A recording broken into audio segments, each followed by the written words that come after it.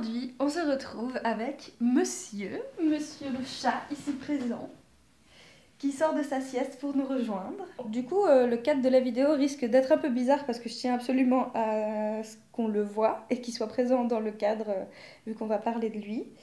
Donc voilà, j'ai pas trouvé mieux, mais en vrai, on s'en fout. D'abord, je vais commencer par te parler un peu formellement de lui, son âge, son nom, comment je l'ai eu, etc. Ensuite, je vais te raconter quelques anecdotes marrantes à son sujet parce que, mon Dieu, il y en a tout plein. Et après, je vais répondre à quelques questions qu'on me pose sur Instagram à son propos parce qu'on m'a demandé des trucs hyper intéressants et que je me suis dit que ça pouvait être pas mal de l'intégrer dans cette vidéo. Aussi loin que je m'en souvienne, j'ai toujours adoré les chats et j'ai toujours voulu cohabiter avec un chat.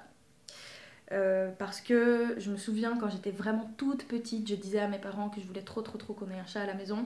Et le problème c'est que ma soeur est allergique aux chats et du coup c'était pas trop possible d'en avoir à la maison. Et donc je me souviens m'être dit que j'avais trop hâte de plus vivre avec ma soeur parce que je voulais absolument pouvoir côtoyer ces animaux qui me fascinaient tant quand j'étais gamine. J'ai toujours une fascination extrême pour les félins de manière générale, et alors les chats, mon Dieu, dès que j'allais chez une copine qui avait un chat, c'était... Je sais pas comment expliquer, mais je voue un culte aux chats, ok? Je suis ce genre de meuf, va savoir pourquoi, je sais pas, mais vraiment c'est des animaux qui ont un pouvoir sur moi incroyable. Du coup, dès que ma soeur a déménagé, j'ai demandé à ma mère si c'était possible et tout, qu'on en adopte un, et elle était d'accord. Sauf que ça s'est pas vraiment passé comme prévu. Ah bah voilà, il est d'accord, ok. Ça s'est pas passé comme prévu parce que... en fait, elle m'a dit ok, vas-y, tu peux chercher des moyens pour en adopter un. Donc j'ai regardé les différentes possibilités. Je suis tombée sur un groupe Facebook à Genève justement qui proposait de faire adopter des animaux. Je sais plus si j'avais vu un post ou si j'ai moi-même demandé sur le groupe. Et là, je fais la rencontre d'une fille qui a une chatte qui avait une portée et qui m'a dit bah voilà, nous on a des chatons et tout. Par contre, si t'en adoptes un, tu dois prendre sa sœur avec. C'était la condition. En fait, je pouvais pas juste avoir un chaton. Il fallait que je prenne lui et sa sœur. Du coup, je te mettrai une photo de sa sœur ici. Et pour moi, du coup, c'était pas un problème. J'habitais avant chez ma mère dans un appart assez grand et tout. Donc, je me suis dit, vas-y, pour moi, il n'y a aucun souci. Sauf que ma mère, elle était d'accord pour un chat, pas pour deux.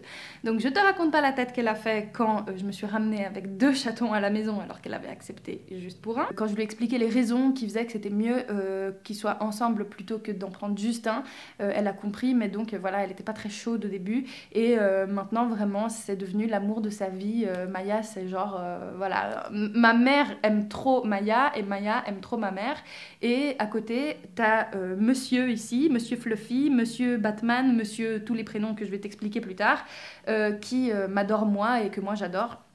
Et en fait, du coup, on a habité tous ensemble pendant 4 ans chez ma mère. Ça se passait très bien, même si lui et sa sœur, à la base...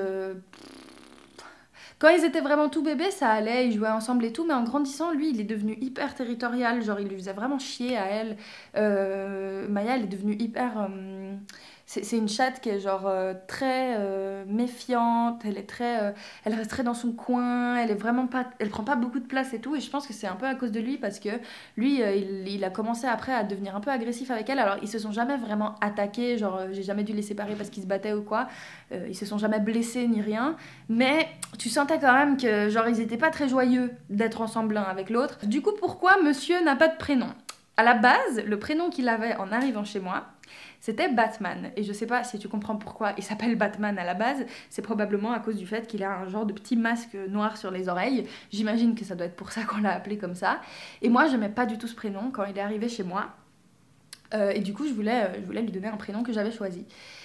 Et en réalité, alors je sais qu'il y a peut-être des gens pour qui c'est le cas, c'est-à-dire que des gens qui donnent des noms à leurs chats et les chats se reconnaissent par leur nom, mais moi ça m'intéressait pas en fait de, entre guillemets, dresser mon chat. En fait je m'en foutais que mon chat se reconnaisse si je l'appelle, ou qu'il fasse des tours, ou qu'il apprenne des... En fait moi je voulais juste vivre avec un chat, et je savais qu'un chat c'était pas vraiment comme les chiens où tu leur donnes un nom et puis dès qu'ils t'appellent, ils te comprennent. Alors je sais, et j'en ai bien conscience qu'il y a des gens qui donnent des noms à leurs chats et dont les chats se reconnaissent, mais disons que la plupart du temps, on voit bien la différence entre un chien et un chat quand tu leur donnes un prénom et que tu les appelles, tu vois. Je me suis déplacée parce que je commençais à avoir mal au dos, bref, on s'en fout. Je disais donc que pour moi c'était pas vraiment un big deal de lui choisir un prénom et donc je savais pas trop comment l'appeler et je me suis inspirée du coup d'un univers qui me parlait énormément à cette époque-là, donc il y a 5 ans, qui m'a été entre guillemets...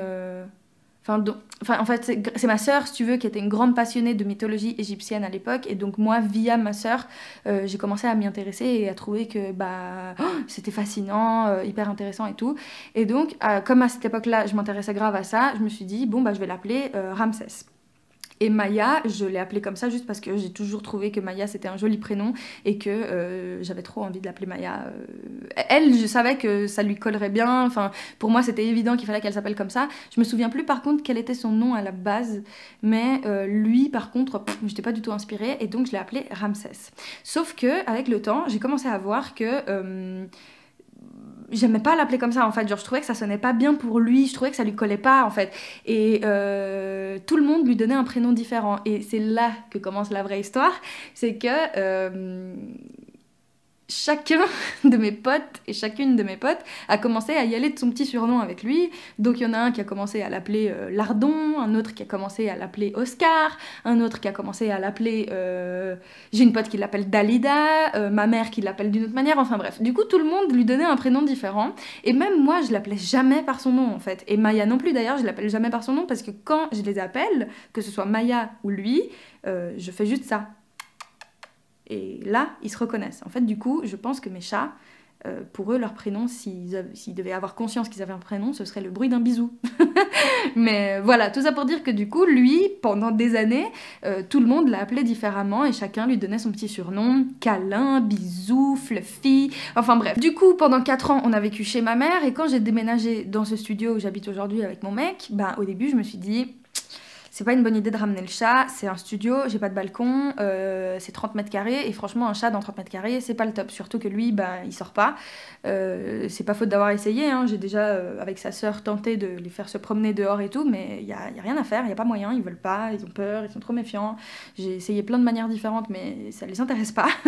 Ou c'est peut-être moi qui ai toujours pas trouvé la bonne méthode, bref. Et du coup, je me suis dit que c'était pas une bonne idée, en fait, déjà ramener les 2 chats hors de question, parce que quand même, les chats ont besoin de leur espace, de leur territoire et tout. Il faut quand même avoir la place pour les litières, les arbres à chat et tout. Donc je me suis dit c'est hors de question déjà d'avoir les 2, mais même un seul, en ramener un, pour moi c'était pas une bonne idée parce que à l'époque je me disais quand même ouais c'est mieux qu'il reste avec sa sœur et qu'il ait un autre animal avec qui jouer, qu'il ait un espace plus grand, etc.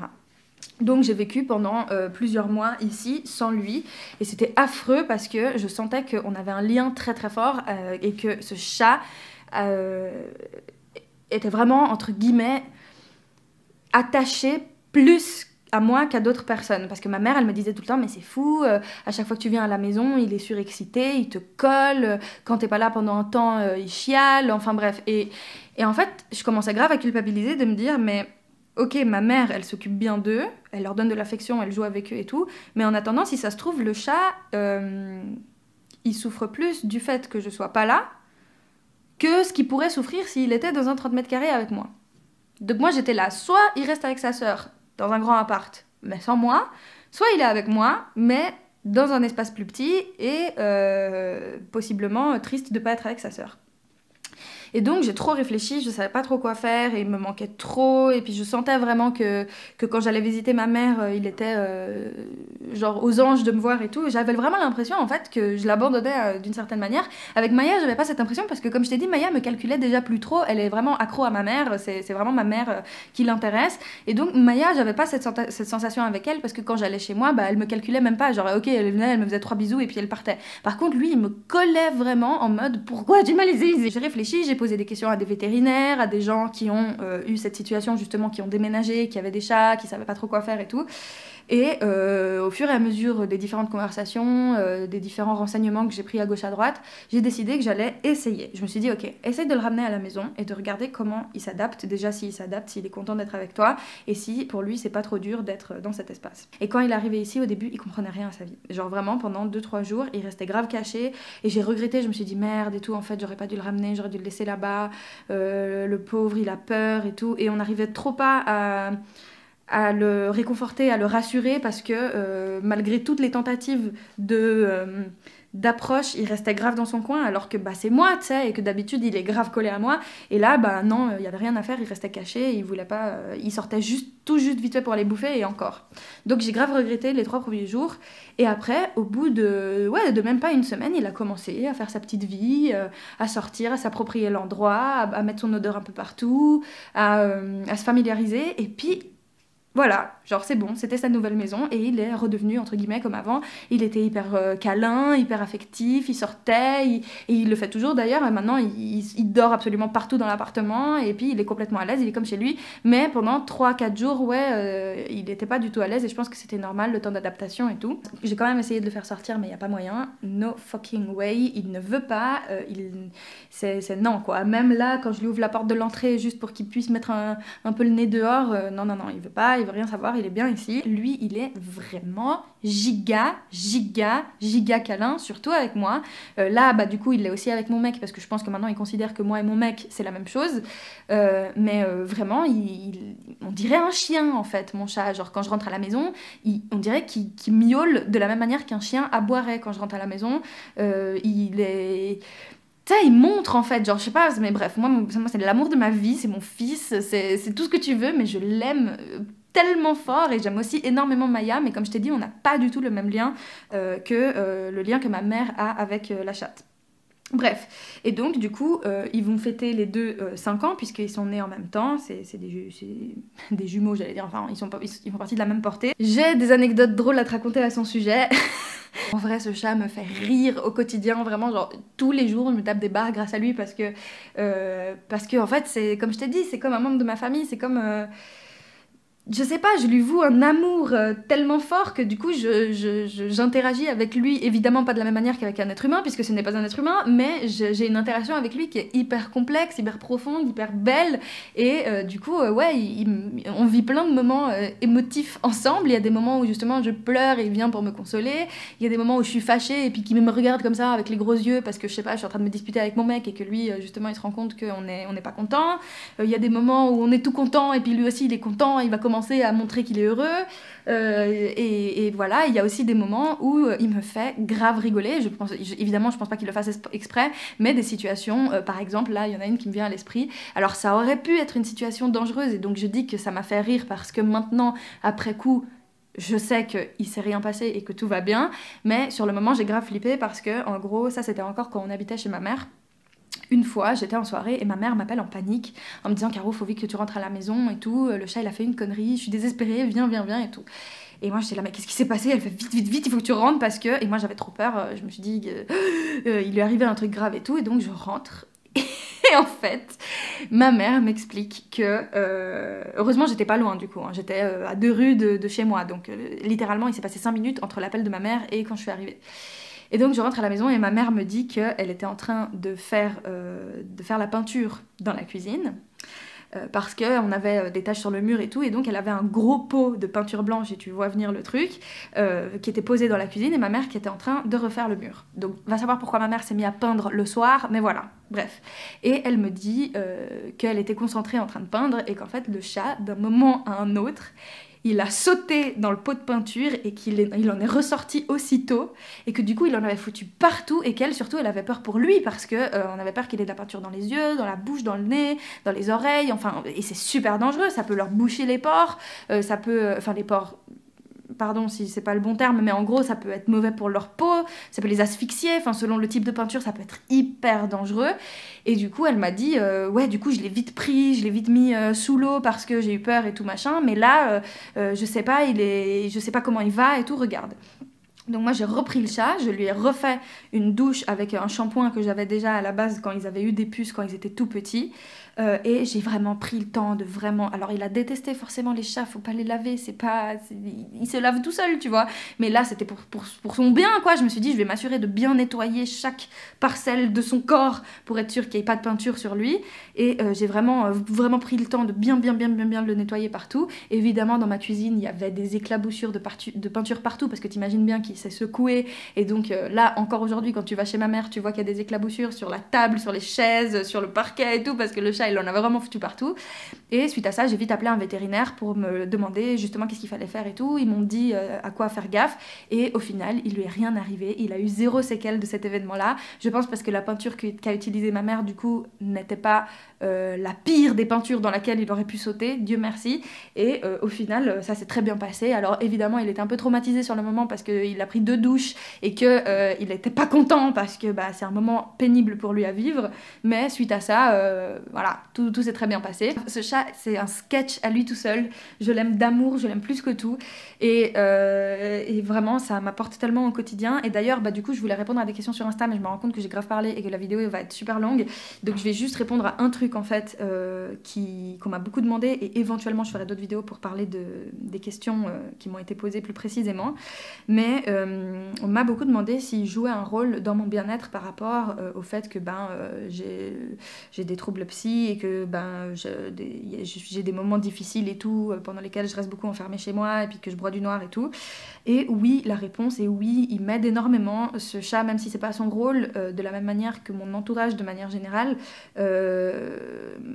est un vrai soutien psychologique et moral. Genre c'est vraiment incroyable, je ne saurais pas comment le décrire. C'est pas juste qu'en fait je suis triste et j'ai besoin de douceur et donc il y a de la douceur à disposition, c'est pas ça, c'est qu'il y a vraiment une relation entre nous dans laquelle je vois que quand je suis pas bien, je dirais pas qu'il le ressent forcément parce que ça arrive des fois où il me calcule pas alors que je suis en train de chialer, tu vois, mais la plupart du temps je vois que ça l'impacte mes émotions, je vois que qui me témoigne de l'affection, qui me témoigne, je sais pas comment expliquer. Et du coup, en fait, dans les pires moments psy que j'ai pu vivre, des moments de grosse douleur et tout, le chat m'a beaucoup tenu compagnie. Rien que ça, le fait que ça t'occupe, tu dois t'occuper d'un autre être, tu dois prendre soin de lui et tout, ça te permet aussi d'avoir une forme de soutien, je sais pas comment dire, parce que ça donne un peu un sens aussi à ta vie, tu vois, de te dire ouais, je sais que ça peut paraître super con, mais dans les moments les plus durs, je me suis déjà dit ouais, mais en même temps, si je me fais du mal, ce chat après, il va souffrir de mon absence ou du fait que je sois pas là, donc c'est con, mais ouais, ça donne aussi d'une certaine manière un peu... je sais pas, c'est super bizarre. Je pense que les gens qui ont des animaux de compagnie et qui comprennent ce que je dis vont le ressentir aussi, mais ça fait tenir le coup pour plein de choses, et heureusement qu'il est là parce que il a su, sans le savoir, m'apporter un réconfort moral et affectif immense quand j'en avais vraiment besoin. Et tellement pur et tellement vrai. Il y aurait plein d'autres choses à dire sur lui, donc voilà, on verra si j'en reparle. De toute façon, tu le verras sûrement dans les prochains vlogs à l'arrache, puisque bah, il est tout le temps là. Et voilà, j'espère que cette vidéo t'a plu. Je sais pas si elle était intéressante, je sais pas trop comment j'aurais monté ça, mais dans tous les cas, ça me fait trop plaisir de pouvoir te le présenter, te parler un peu plus de lui, te montrer un peu des images de son quotidien, et puis que tu saches qu'il fait partie de mes amours, voilà. Si mon travail de manière générale te plaît et que tu veux me soutenir financièrement, n'hésite pas à faire un tour sur mon Utip, ça me ferait grave plaisir, et tu peux le faire d'une façon complètement gratuite, c'est-à-dire qu'il suffit de regarder une publicité de quelques secondes sur mon profil et ça me reverse quelques centimes sur ma cagnotte et ça m'aide au quotidien, donc vraiment merci beaucoup si tu l'as déjà fait et si tu comptes le faire. Et voilà, on va se retrouver dans une prochaine vidéo. D'ici là, prends grand soin de toi et n'oublie jamais que je t'aime très très fort. Aujourd'hui ça a été une journée assez difficile.